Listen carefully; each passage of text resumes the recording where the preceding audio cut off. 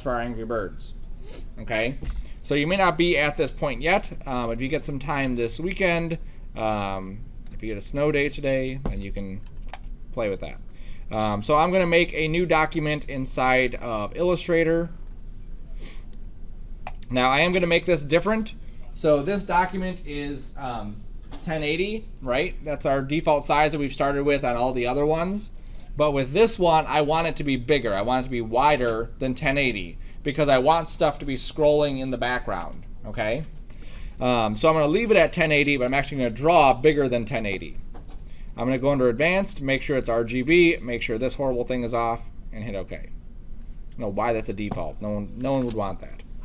All right, so just like before, we start off and we just kind of break some of this stuff down. So just to kind of block things out, I know I'm going to have a very, very background sky area. So that's what that is that I just drew. That's my sky. And so if I wanted a sky, oops, I'm actually going to give it a gradient.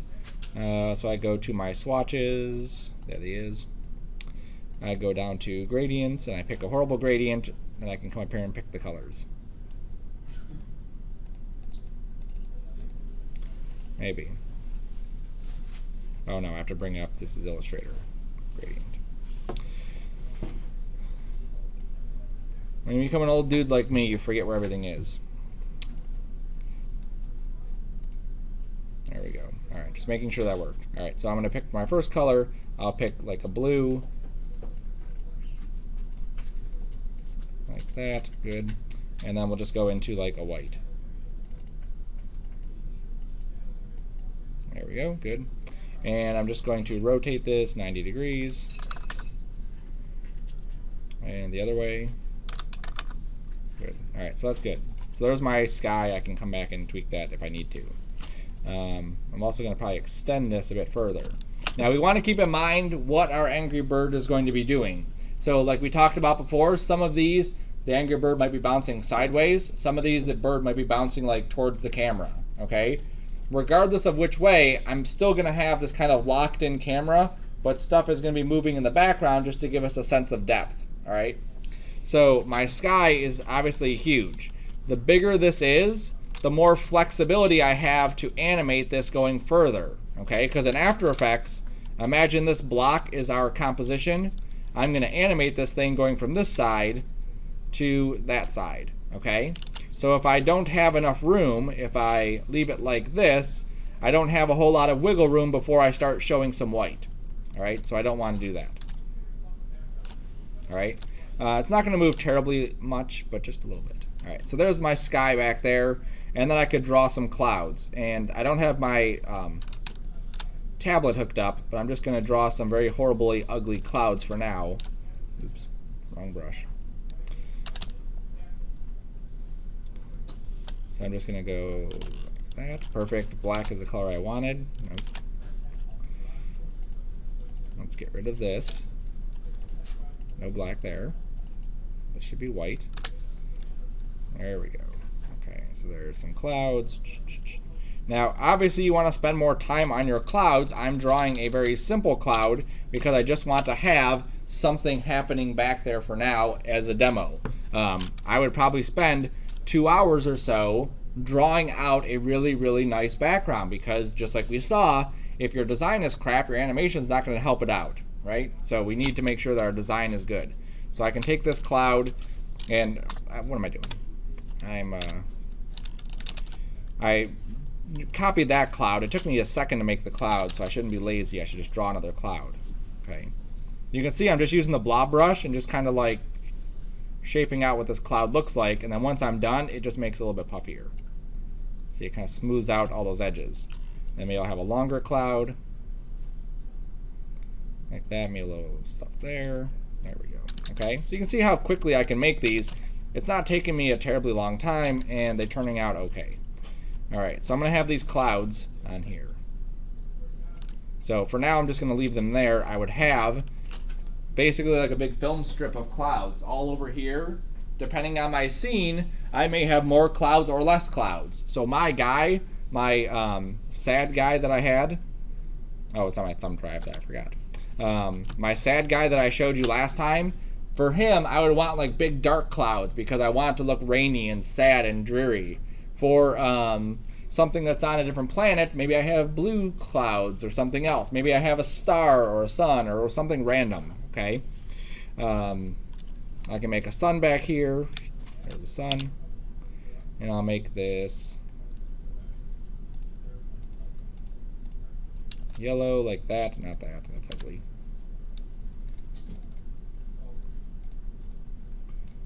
Color. There we go.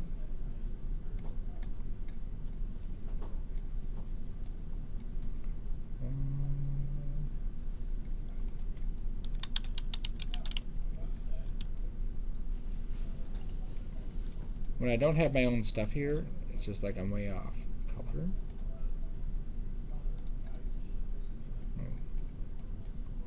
Alright, we're just going to call that good. Okay, good enough. Alright, so now here's where we need to start kind of organizing our stuff. Everything that we want on a different control, we have to separate by layers, right? So like let's say in my animation, I wanted to have the sun come up. That sun has to be on its own layer. So I'm going to grab the sun, I'm going to hit my layers, I'm going to make a new layer and drag this little rectangle or square to the sun layer and call this sun. Okay, so now the sun is on its own layer. Same thing for my clouds. All my clouds, I'm going to make a new layer, call this clouds, and drag the little box to the new clouds button. Okay, and then this will be my background, so I'll call this background. Cool. And then I'm going to have some platforms in here. So my Angry Bird, he has to have a reason for hopping. Yes, sir. The sun should be behind the front. It will. Yeah. This doesn't matter too because in After Effects we can also move things around. Okay. So just because in here the layers may not look the way I want them to height-wise, in After Effects it separates them all so I can just move them above or behind or whatever. Okay. So I want my little dude to be jumping on little platforms. So I need to make a new layer up here and have some platforms for him to jump on. Now some tools that are going to help you in your platform drawing is, let me make this darker color, sure, good, is this one here. This is kind of a new feature of 2014 CC, I believe it is. This little rounding thing. So under view, you have to turn on the corner widget if it's not showing, but then what you can do is you can take this box and you can round the corners. It's pretty fancy. Okay, now if you wanted something square on the bottom and round on top, then you cheat and you just move it below the grid, and that's no big deal. Okay, no one's going to see that. Now we do need to keep in mind our action lines and our framing. Okay, so we're still framing this thing to that box. So if I move everything way down here and my Angry Bird is jumping way down here, that leaves a lot of room of stuff that's not being used, okay? So I want to keep that in mind as I do my stuff. So maybe I have these platforms like this, and then like that, and like that, and like that, okay? Now I wouldn't actually have these be red, I'm just doing that for our little presentation today. Yes, sir? So when you're trying to do something that's coming towards you, would you like draw that as well since you have to those are solid 3D-ish? Right. If we're drawing something that's going towards us, so let's say this platform here, he's going to be coming towards us, I would just draw one platform, and then in After Effects I could duplicate it and move it back and move it over. Okay? So if we have something like that in After Effects, yes. I'm just going to make a new comp just so we can see this. Yes. And I'll make a new solid. I'll make this like 300 by 600. Perfect size. Okay, so here's one platform right there. So if I make this a 3D layer and I duplicate it, what I can do is take that Z and move it back. Now I don't have to scale it down because you'll see what's going to happen is that it's just going to be way in the back. It's going to automatically look like it's scaled down. But what's the other thing that we're running into? You see how the bottom's cut off? So if we're going to be doing something like that where our Angry Bird is jumping towards the screen, we need to make sure that those bottoms are incorporating that. So you may want to, even though it wouldn't be laid out here, you may want to draw just a huge piece like this. just an enormous platform like that. That way you can use it for up close and really far away without seeing the bottom of it, okay? We can do other stuff to hide it, like let's say it's a pit that's underneath it. We could darken the bottom so it fades to darkness, but if it's a sunny day, you really can't do that kind of thing, okay? So let me delete these because I want to do a little bit more work to them. So some stuff that we can do to add to this is I'm going to grab my blob brush again, and I'm just going to create some shapes, just like woo, like that, but different colors after. All right, that works. So let me, oh, come on, blob brush, what are you doing to me? All right, I'm just going to go like this, and then like that, and then sure, like this. Nope. Let me go a little fancier. We're doing fancy stuff, so let's go fancier. Like that, sure. Like that. Like that. Okay. So now I have these shapes here, and I'm going to put them on top of this, like that. And then if I grab both of these, remember I can use that shape builder tool, and I can use that to kind of isolate different areas. One of my favorite backgrounds, besides the Angry Birds backgrounds, are the Mario backgrounds.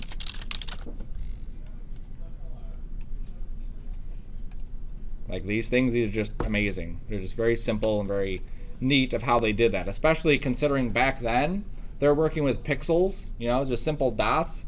And these things, you could really like zoom into them. Not this one because it's like digitally recreated. But you could actually see the question mark, even though it was made up of like 8 dots. That's it, you know. It's pretty cool. But this kind of thing here, see how they have like those ridges down there? It really gives it a sense of depth. And you could even see that kind of stuff when they did like the Angry Bird backgrounds, is that they had that same kind of thing in set up in their designs. Not that. There we go. So you can see this kind of just noisy pattern, like what is actually in the ground kind of thing. Even the grass, you can see that. Even the sky, look at the sky back here, how it's like ripply. Okay, so there's lots of different things you can do to add some nice designs to that. There we go. So I'm going to use this shape builder tool just to kind of separate all these different shapes. There we go. And then I can go and delete all of these pieces I don't need. But then I can come back and just start to color all of these. So if I want this to be, let's say this darker brown like that, good. And then let's say that this piece is, I wish they had an eyedropper inside of that color palette. I'm just gonna make these all the same brown, but I'm just gonna change the color of them. Let's go to brightness, brightness, there we go. I'll take that.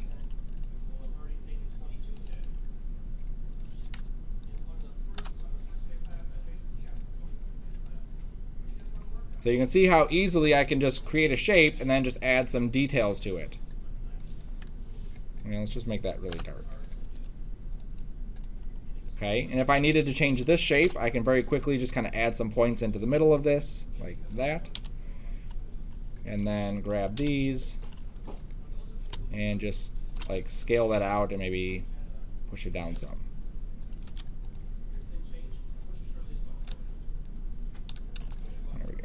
Okay, so now I have some kind of platform that my dude would be able to jump on.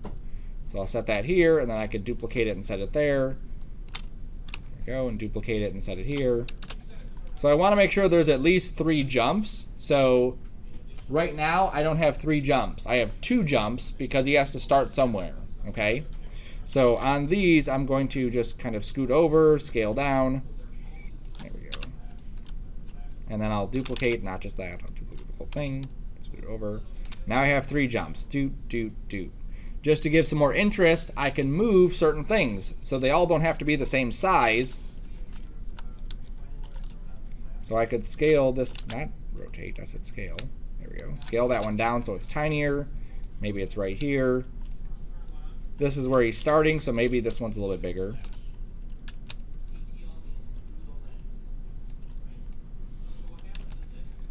Okay, this one's over here. And then this one is really far. Okay, so that way it gives him a little bit of range as to what he's doing. He has a jump down, he has a jump into the middle, and then he's really got to jump to that next one. So as I'm thinking about this kind of stuff, for my animation, I can think of different ways I can animate these. So maybe he jumps one down to get to the bottom one, he jumps to get to the second one, but the third one he's kind of like hesitant, and he kind of like maybe rocks back and forth a little bit, and then he squishes and really makes a big jump, and he lands on it. Okay, so this is where we're doing all of our planning too, is this kind of stuff will lead into that next part. Okay, we can tweak things after, but we really don't want to have to do that. Someone last semester did, like, they wanted to have these like squishy things, so he did animate or put each one on a separate layer so he could squish each one of them separately and animate them separately, so as the bird hit, it would actually like squish down and then fly up. Okay, which was kind of neat. So we have that. Where's my other stuff? Why is everything hidden? My background.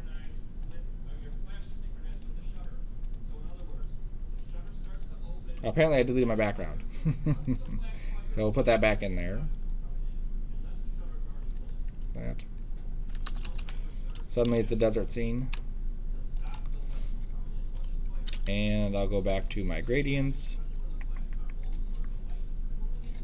Oops, my swatches there.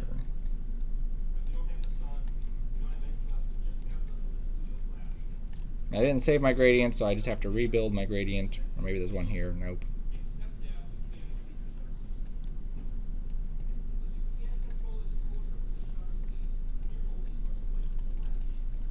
There we go. So that one's white, and then the other one will be